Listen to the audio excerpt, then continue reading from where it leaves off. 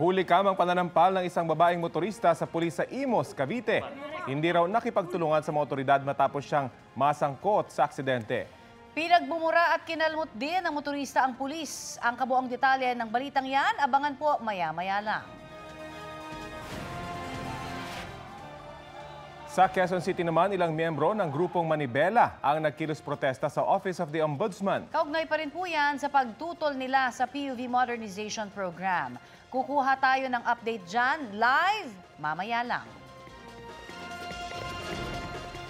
Gumuho ang lupa sa Barangay Masara sa Mako, Davao de Oro. Bunsod po yan ng masamang panahon sa Davao Region. Natabunan ang 2 bus. Sakay ang pauwi na sana mga tauhan ng isang mining company. Ang mainit na balita hatid ni Jandy Esteban ng GMA Regional TV 1, Mindanao. Di magkamayaw ang mga residente sa Mako, Davao de Oro na biglang gumuho ang lupa bandang alas 7 kagabi. So ongoing pa ang country pagkalot ni Iwano. Ayon kay MDRRMO Incident Management Team Information Officer Jacil Maitan sa interview ng GMA Regional TV, 3 bus na sakay ang mga tauhan ng isang mining company ang dumaan sa lugar. Pauwi na sana sila nang biglang gumuho ang lupa. 2 bus ang natabunan ayon sa Incident Management Team ng MDRRMO Mako. Ang lalaking ito kabilang sa mga nakaiwas sa landslide pero nasugatan matapos matamaan ng bato sa ulo. Swerte ring nakaligtas ang mga lalaking ito na nagkaputik-putik na ang katawan. Tuyok naman ang lugot. Agad na nagtulungan ang mga residente sa pag-rescue sa mga biktima gamit ang pala. Ang iba, swerteng paalam ang natabunan. Oh my God! Oh, thank you Lord! Oh, Tibos! Bumisponde ang mga sundalo at taga-MDRRMO Mako sa lugar. Ang mga biktima agad na dinala sa ospital. Sa pilitan ding pinalikas ang mga residente sa naturang barangay malapit sa pinangyarihan ng insidente at maging sa mga barangay ng Mainit, Tagbaros, Elizalde at Panibasan. Personal silang binisita at kinumusta ni Governor Dorothy Gonzaga. Bilang pag-iingat sa banta ng flash flood at landslide sa Barangay Marasa, kinansela muna ang mga klase sa lahat ng antas sa Mako City ngayong araw. Patuloy pang hinahanap ang ibang natabunan at hindi pa tiyak sa ngayon kung ilan lahat ang sakay ng 2 bus. Mula sa GMA Regional TV 1 Mindanao, Jandy Esteban, nagbabalita para sa GMA Integrated News. Ayon sa ulat ng Eastern Mindanao Command ng AFP, 45 na ang na-rescue sa 86 na sakay ng mga bus. 3 po sa kanila ang kritikal. Hinahanap pa rin ang 41 iba pa.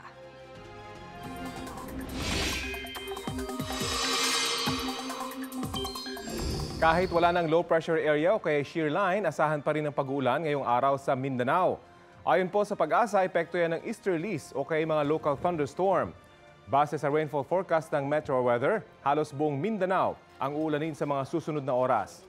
Posible ang heavy to intense rains sa ilang lugar kaya pinaalerto ang mga residente sa banta ng baha o landslide. Lalo pang nabawasan ang mga Pilipinong walang trabaho o unemployed noong pong Disyembre. Ayon sa Philippine Statistics Authority, 1.6 million ang mga walang trabaho o katumbas ng 3.1% ng labor force ng bansa. Mas kaunti kumpara sa 1.83 million na walang trabaho noong Nobyembre. Pinakamaraming bagong trabaho noong Disyembre sa sektor ng manufacturing, construction at agriculture. Mahigit 6 million naman ang underemployed o mga may trabaho pero mas mababa sa kanilang kakayahan o kaya'y nakukulangan sila sa kinikita nila. Arestado sa Quezon City ang live-in partners na hinihinalang supplier ng droga sa lugar. Nahulihan sila ng daan-daang libong pisong halaga ng umunoy shabu. Balitang hatid ni James Agustin. Sa inuupahan nilang bahay sa Barangay Batasan Hills, Quezon City na aresto ng pulisya ang mag-live-in partner na sina JR De La Cruz at Jatter Amador. Iginasa ang drug bypass operation matapos makatanggap ng tip ang mga pulis na ang 2 umano nagbabagsak ng shabu sa lugar. Nakuha sa kanilang nasa 100 gramo ng umano'y shabu na nagkakahalaga ng 680,000 pesos. Kaya niyang mag-dispose sa isang pusher ng 50 grams minimum. So, ang area of operation nito, nakakarating siya dito sa bandang Rizal area, particularly dito sa Mateo, kasi that is within the boundary of Station 6. Tumadaan din dito sa may Marikina, nagbabagsak din po siya dyan, at dito rin sa may Batasan Hills area. Itinuturing daw na high-value individual ng Batasan Police de la Cruz. Hindi raw basta-basta nakikipagkita ang mga suspect sa kanilang mga binabagsakan ng item. Ang bayaran, idinaraan online. Yung isang ginamit niyang modus, binabalot ito, iniiwan sa package counter, tapos yung claim stub niya, yun ang inaabot doon sa magki-claim na bumili ng shabu. So hindi sila nagmi-meet. Other way, yung sa dead drop nila, minsan pupunta sa mga fast food chain, doon sa water tank sa CR, iniiwan doon, tapos ini-inform na lang, tinetext na, iniwan ko doon, kunin mo na lang doon. Taong 2020 nang makulong si De La Cruz sa Marikina dahil sa kasong may kinalaman din sa droga. No comment po. No comment po. Sa husgado na lang po. Sinampahan na ang mga suspect ng reklamong paglabag sa Comprehensive Dangerous Drugs Act. James Agustin, nagbabalita para sa GMA Integrated News. Tulong-tulo ang mga taga-barangay Linaon sa Kawayan Negros Occidental sa paghawak ng lambat na napuno ng sangkaterbang dilis. Ang iba, kanya-kanyang lagay rin ng dilis sa mga bitbit na balde. Mahigit 45 banyera ang nahakot na dilis. Ayon sa Fisheries Office, posibleng dahil sa malamig na panahon at pag-iwas ng mga dilis sa malalaking isdang dahilan, kaya sila napunta sa dalampasigan. Good news sa mga suki ng LRT2 at MRT3. May libreng sakay po ang Department of Transportation ngayong araw. Meron na yan kaninang morning rush hour at mauulit mamayang alas 5 ng hapon hanggang alas 7 ng gabi. Ayon sa DOTR, ang libreng sakay ay bilang pagdiriwang ng ika-125 anibersaryo ng kagawaran.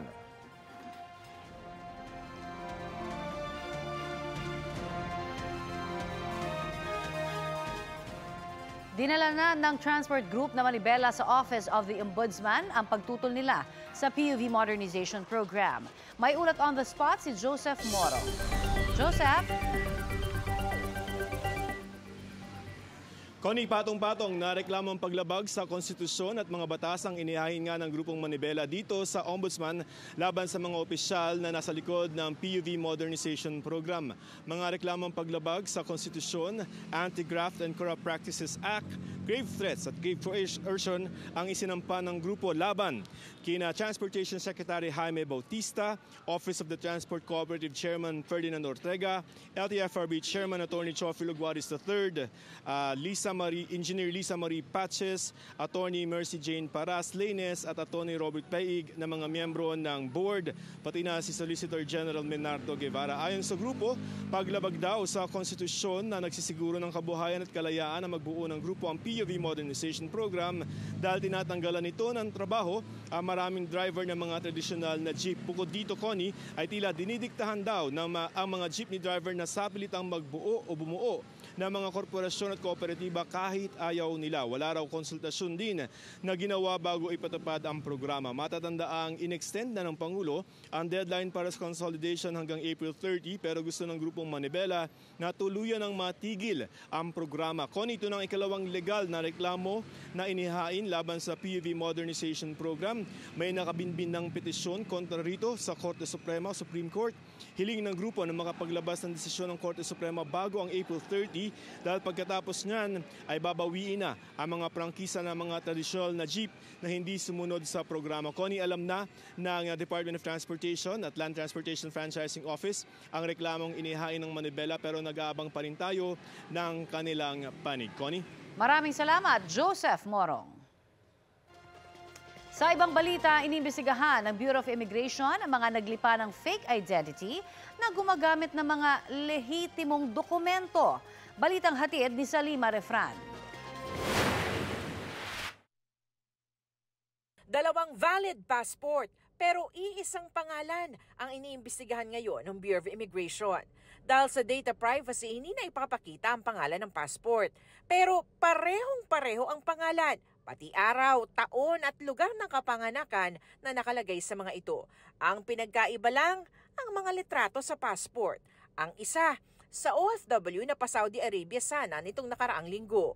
Pero lumabas sa records na ilang beses nang nakaalis ng bansa ang pangalan sa passport. Sa pagkakakwento niya, may nagproseso daw po ng kanyang application way back in 2016. Binigay niya po lahat ng detalye, yun din po ang kumuha ng kanyang birth certificates and all the documents po. Ngunit hindi niya itinuloy yung pagbiyahe. Yun lamang po, mukhang nagamit yung identity niya ng ibang tao upang umalis po as OFW. Umamin ng babae na nagbayad siya ng 1,500 pesos noon sa isang recruiter para baguhin ang edad para mag-qualify sa trabaho abroad. Kinuhanan na siya ng salaysay. Habang nasa abroad pa ang kapareho niya ng identity at isa sa ilalim sa investigasyon.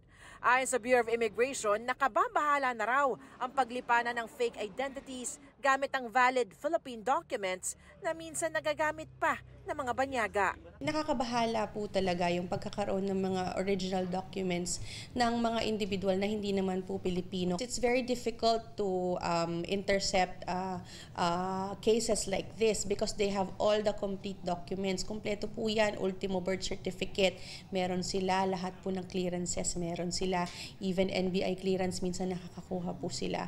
But at the end of the day po, hindi pala sila yon. There's a different person owning that identity. Sanima Refran, nagbabalita para sa GMA Integrated News. Eto na ang mabibilis na balita. Patay sa pamamaril ang isang batang 10 taong gulang sa Pamplona, Negros Oriental. Base sa investigasyon, naglalaro siya kasama ang kanyang mga pinsan sa bahay ng kanilang lola nang biglang may namaril. Dead on the spot ang bata, sugatan naman ang 3 niyang pinsan na mga minor de edad din. Hindi pa tukoy ang salarin. Isa sa mga tinitinang anggulo ang personal grudge o galit dahil umano sa alitan sa ilan nilang kapitbahay. Walang pahayag ang pamilya ng mga biktima. Arestado naman ang isang lalaki sa Valenzuela dahil sa pagbebenta umano ng mga registered SIM. Verified pa raw ang mga ito ng isang e-wallet platform. Ibinibenta niya yan sa halagang 1,500 pesos. Inaalam pa kung paano naparehistro ang mga SIM. Tumanggi magbigay ng pahayag ang suspect na mahaharap sa reklamong paglabag sa SIM Registration Act.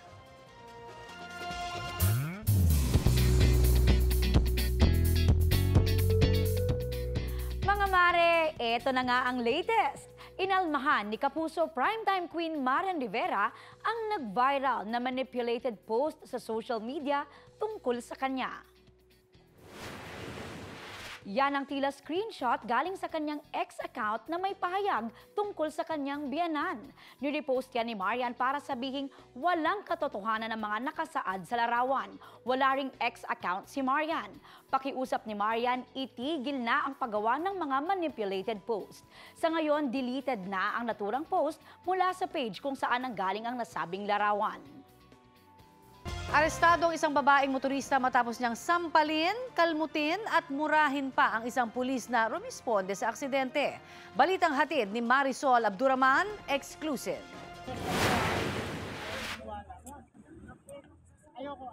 Tila ayaw paawat ng babaeng yan habang kausap ng mga pulis. Ayaw doon sumunod at panay pa ang mura. Ako sasakay dyan, bobo ka ba? Maglalakad ako. Di naman nagpatinag ang mga pulis, pero maya-maya, sinampal na ng babae ang pulis. Doon na siya pinusasan. Karapatan ka manahimik. Sinampal mo pa. Pero kahit nakaposas, sinipa pa rin niya ang pulis. Ang insidente nangyari sa Imus, Cavite. Napasugod ang mga pulis sa lugar dahil nagpasaklolo raw ang mga traffic enforcer sa isang vehicular accident. Pero sa halip na makipagtulungan, naging matapang pa raw at palaban ang babae. Nakainom yung driver. Gusto man nilang mahinahon na gawin yung kanilang trabaho. Pero itong driver talaga, ma'am, ay masyadong unruly na. Nakausap namin ang arresting officer sa video. May mga sugat siya sa kamay matapos daw pagkakalmutin ng babae. Bakit po niya kayo pinagkakalmot, sir? Kinukuha ko po kasi yung susi niya kasi ayaw ko po siyang pag-drive-in kasi siya po yung nakainom. Baka makadisgrasya pa po. Nagkasugat din ang kanyang kabady dahil naman daw sa susi. Ang 29 anyos na suspect aminado sa kanyang nagawa. Sabi ko sasama naman po ako eh. Bigla akong pinusasan. Nabisit na po ako eh. Sabi ko bitawan niyo ako. Nasasaktan na din. Di sinaktan ko na lang din sila. Nakurot-kurot ko sila doon. Aminado rin siyang nakainom at walang lisensya. Sinampahan ng suspect ng patong-patong na reklamo, kabilang ang direct assault, driving without license, drunk driving at reckless imprudence resulting in damage to property. Marisol Abduraman, nagbabalita para sa GMA Integrated News. Sa Vintar, Ilocos Norte, pinamimigay na lang ng isang magsasaka ang mga tanim niyang sibuyas. Hirap na raw kasi yung ibenta kahit na 35 pesos kada kilo na lang. Ayon sa magsasaka, sinubukan namang ibenta ang sibuyas sa mga barangay pero matumal raw talaga. Kaya ipinamimigay na lang niya yon. Kailangan na rin daw kasing anihin ng mga sibuyas para hindi yun masira. Sa price monitoring ng Department of Agriculture, nasa 60 pesos hanggang 110 pesos ang kada kilo ng local white onions. 80 pesos hanggang 160 pesos naman ang presyo ng kada kilo ng local red onions. Ang medium-sized na imported red onion naman nasa 80 pesos hanggang 120 pesos ang kada kilo. Habang ang medium-sized na imported white onion, 90 pesos hanggang 120 pesos ang kada kilo.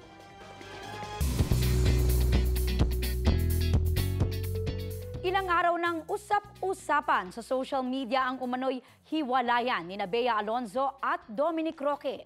Kinumpirma yan kahapon ang host na si Boy Abunda at sinabing isinaoli na rin daw ng aktres ang kanyang engagement ring. Narito ang latest. Ayan. Oh my God, are you kidding me? July last year nang mag-take ng another step to forever sina Bea Alonzo at Dominic Roque. Ang kanilang love story, inihalin tulad ni Bea sa pelikula. Si Dominic masaya raw sa tuwing kasama si Bea. Pero 7 buwan pagkatapos ng kanilang engagement. As we talk today, yes, hiwalay po si Dominic at saka si Bea.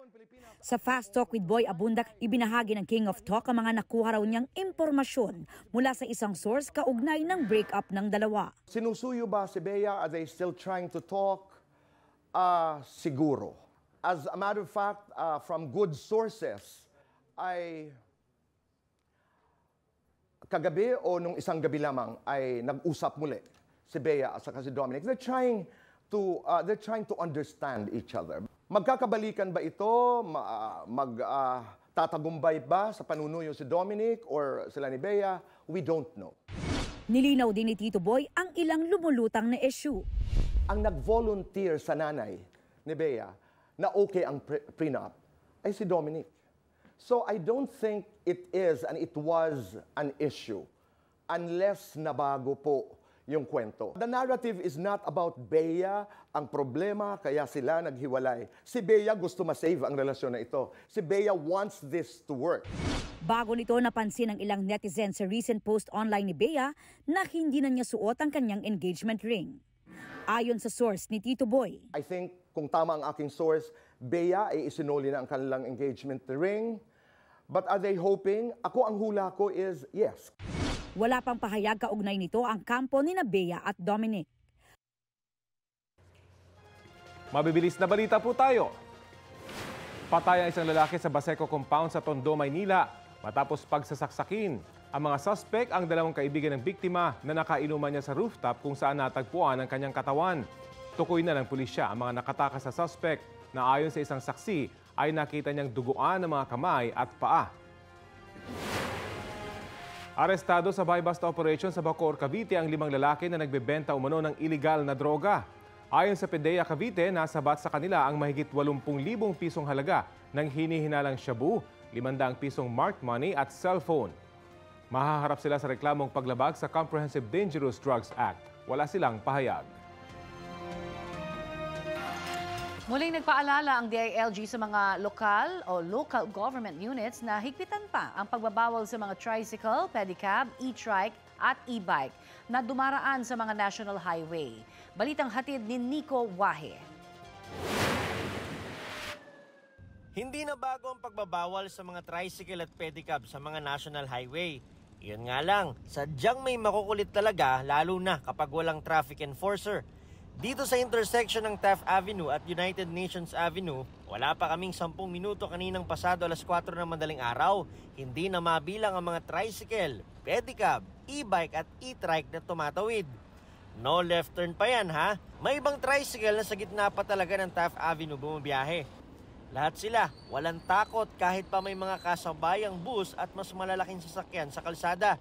Aminado si Mang Raul na matagal nang bumibiyahe ng tricycle sa ilalim ng Glomotoda o yung mga bumibiyahe sa General Luna hanggang Otis na hindi talaga maiwasan na tumawid o dumaan ng mga tricycle sa intersection ng Taft at UN. Kami naman po ay sa likod dumadaan, sa secondary road po kami.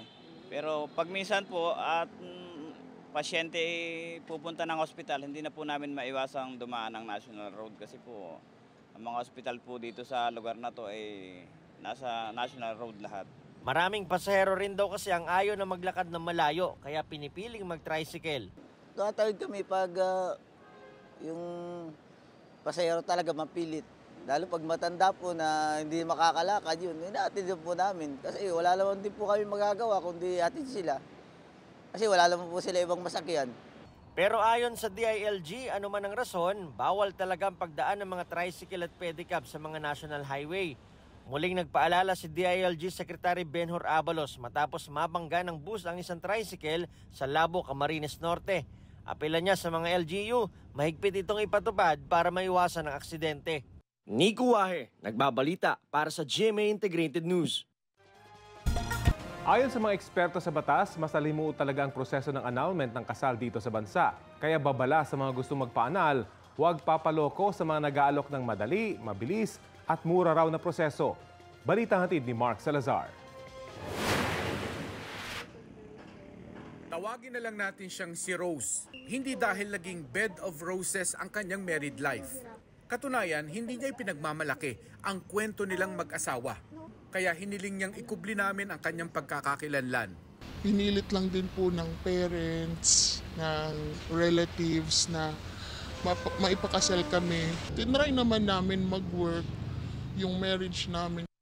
Meron kasi akong doubts sa sexuality niya. May emotional na need ako na hindi niya po naibibigay, yung sexual need din sa marriage.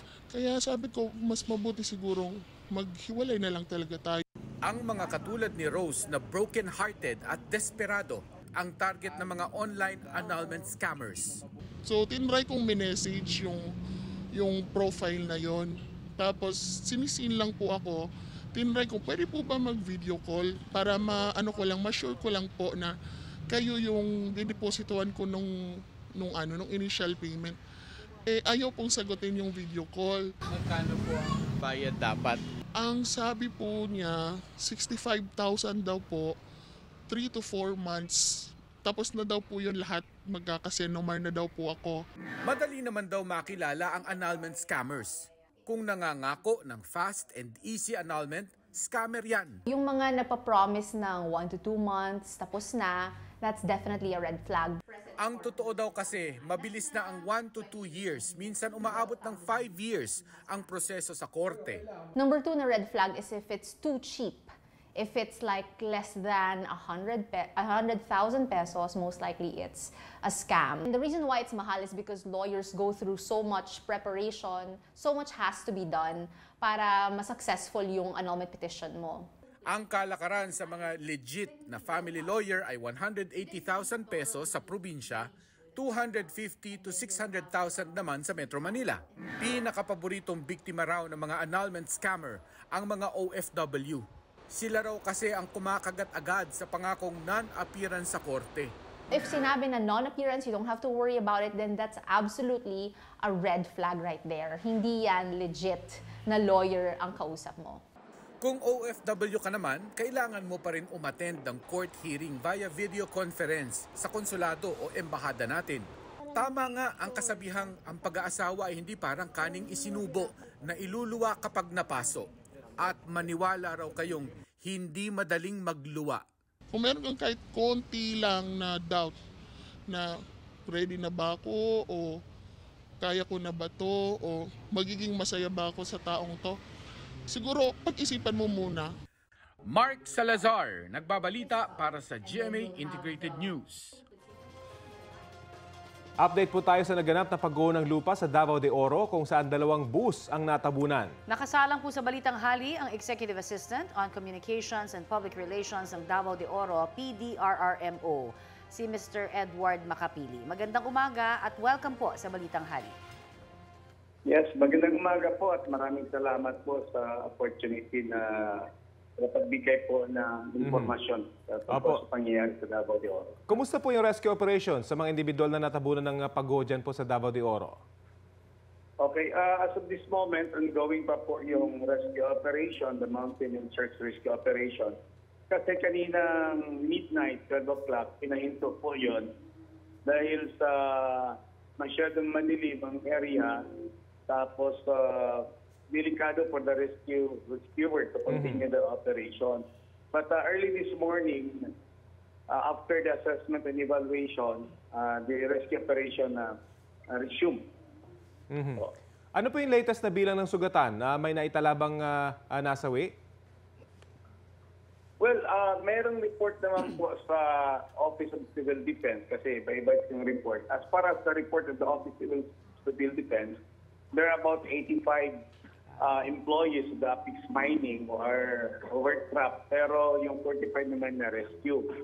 But kagabi po, right after dun sa landslide na yun, meron pong 2 bus na natabunan ng landslide. Yung isang bus nasa mga 18 passengers at isang bus naman is mga 12 passengers po.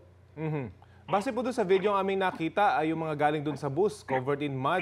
Ano po yung kondisyon ng mga bus na yun? Nakatigil ba sila nung gumuho yung lupa? Meron po tayong impormasyon doon? Hello, ano po? Nakatigil po ba yung bus nung gumuho yung lupa? Kasi kita namin doon sa video, covered in mud yung mga na-rescue doon sa loob ng bus.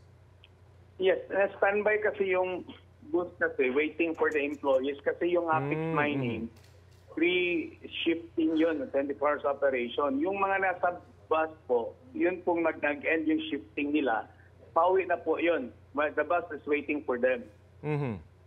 At para po sa mga kaanak, ano mga hinahanap pa, saan po sila pwedeng pumunta at mag-report po siguro? Kumusta po yung mga nadala na rin sa ospital, kung ano yung kanilang lagay? Kagabi po, meron kaagad na rescue about 11 casualties out of 11. Yung 9 na injured, nasa Montevista Hospital, while the 2 were critical, dinala po sa Davao Regional Medical Center. Alright. Sir, ito na-establish na ho ba kung ano talaga yung dahilan ng pagguho? Ito ho ba ay weather-related? Nag-uulan ho ba ng mga panahon na yon? At kasi ang initial po parang okay naman at wala hong senyales. Ano ho ba talaga? Yes. Actually, ang nangyari kasi for the past week, nagkaroon po yung shoreline of Mindanao. Tapos, mga 6 na araw yung ulan na yon. Then after that, tuminto. 10 days after, pumasok yung trough of LPA. Yes. Na mas malaki yung volume of waters for 6 days and 6 nights na ulan. Yun po ang tinitingnan ng PDRMO at saka Office of Civil Defense na na-achieve itong landslide na to. Totoo po yun kasi 6 days na po na walang ulan, nag-stop yung trough of LPA last Thursday. Tapos talagang mainit na po ang lugar namin. Kaya nga, nobody expected na mangyari yun. Biglaan yung landslide na yun. Sir, prone ho ba sa mga landslide yung lugar po na yan? Matagal na po na walang landslide dyan sa Masara area talaga. Though, last year, merong yung malaking earthquake na nangyari sa Davao de Oro, may area din nag-landslide doon. But after that, wala. Kasi generally, yung Masara naman, hard rock yung kasi, mining area yan. Opo.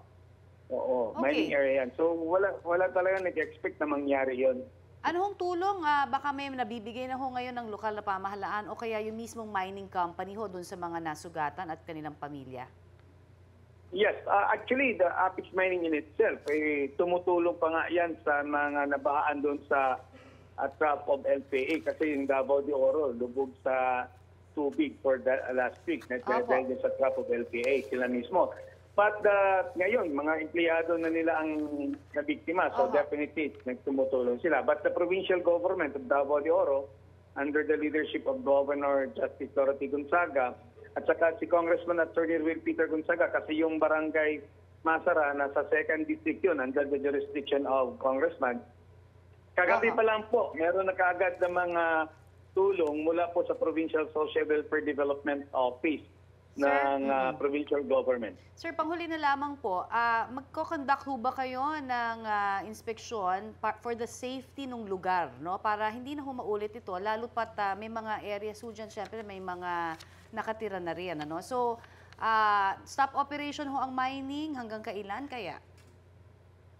Well, as of now, wala pa po tayong report na natanggap na the MGP will order the Apex Mining to stop its operation. But definitely, merong mangyayari na assessment and evaluation by the MGB. Kung kailangan magkaroon ng hindi na papatirahan po, pwede yung gawin yun. Kasi nangyari na yan for the last year's earthquake. May mga area na hindi na pinatirahan talaga. Alright. Marami pong salamat sa inyo pong oras na binigay sa Balitang Hali, sir. Okay, thank you so much din po. Yan po naman si Mr. Edward Makapili ng Davao de Oro, PDRRMO.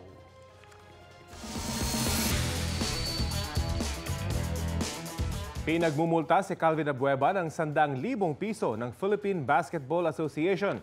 Para yan sa umano'y pagpunta niya kay Coach George Gallant ng Kalabang Kupunan noong Game 2 ng PBA Finals.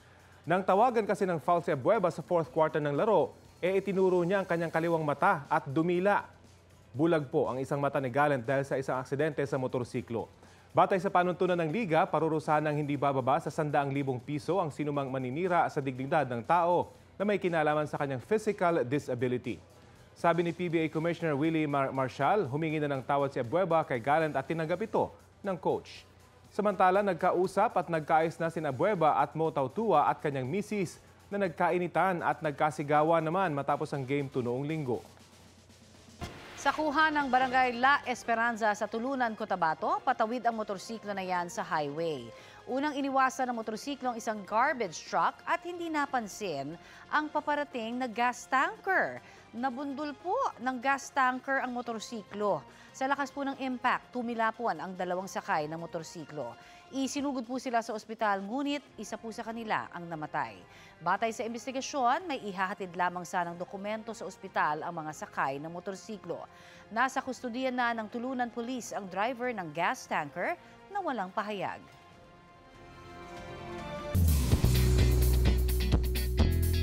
Confirmed, officially uma at apa na ang South Korean stars na sina Lee Seung-gi at Lee Dae-in. Ayon sa inilabas na statement ng agency ni Seung-gi, masaya niyang ibinalita ang kapanganakan ng kanilang healthy baby girl nitong Lunes. Nasa mabuti ring kalagayan si Dae-in. Ikinasalang dalawa noong April 2023 at inanunsyo naman ang pagbubuntis ni Dae-in noong November. Congratulations, paring Seung-gi at maring Dae-in!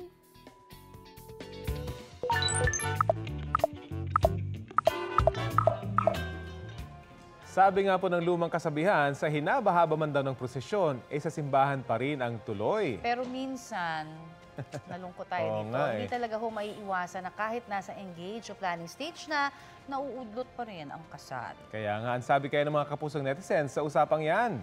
Ito sabi, no, mula naman sa experience pa daw mismo ni Paul, la eye-opener.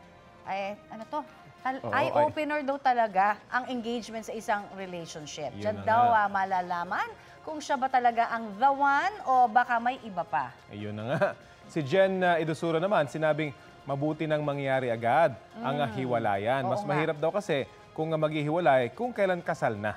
Oo nga, mahirap yun. Oo nga. Agree dyan, ang hugot ni Kapusong Rosie Gold, mas mainam daw na hindi matuloy sa kasalan kaysa naman habang buhay ang pagsisisi sa maling tao. Grabe ang mga Oo nga, mga hugot ha. Ang sabi naman ni Margaret Alberto, hindi lahat ng uri ng relationship ay road to forever.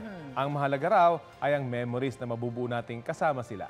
Mga kapuso, makisali po sa aming online talakayan sa iba't ibang issue. Kung may nais po kayong maibalita sa inyong lugar, mag-PM na sa Facebook page ng Balitang Hali. Nagising ng nangangalit na apoy ang mga residente sa dalawang barangay sa Puerto Princesa sa Palawan, pasado 1:00 ng madaling araw kanina.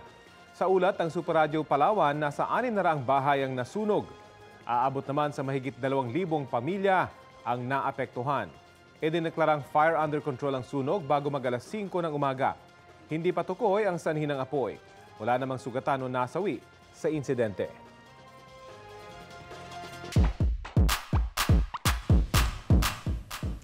Pinabilib ng isang seaman ang netizen sa kanyang sipag at galing sa paghahalaman.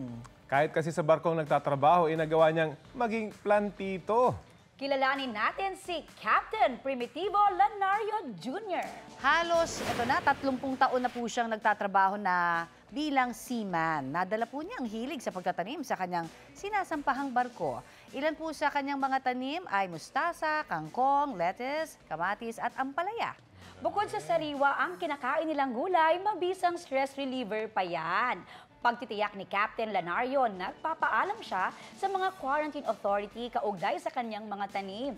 Idinedeclare niya rin ang mga halaman bago pa dumating ang barko sa trading port sa West Africa.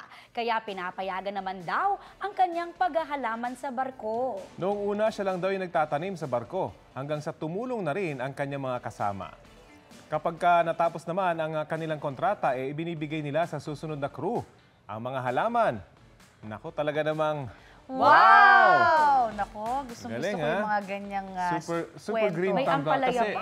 kasi pagka nasa dagat ka, may salt water eh. Oo, totoo yan. Mahirap mag-grow ng ganyan, pero ang galing. Pero tignan mo naman, basta gusto, may paraan, di ba? Kaya wala talagang dahilan para hindi tayo makapagtanim, di ba? Correct. At May libreng gulay siya, ha? Correct. Kapag nasa barko kasi, nakikita mo lang puro metal. Oo, ito Pero naman greenery. ang sarap makita na may greenery doon sa loob ng barko. Ang galing. Congrats po sa inyo. Ito po ang Balitang Hali. Bahagi kami ng mas malaking misyon. Ako po si Connie Sison. Rafi Tima po. Kasama niyo rin po ako, Aubrey Carampel. Para sa mas malawak na paglilingkod sa bayan. Mula sa GMA Integrated News, ang News Authority ng Filipino. Kapuso, para sa mga maiinit na balita, mag-subscribe sa GMA Integrated News sa YouTube. Sa mga kapuso naman abroad, subaybayan nyo kami sa GMA Pinoy TV at sa www.gmanews.tv. Thank you.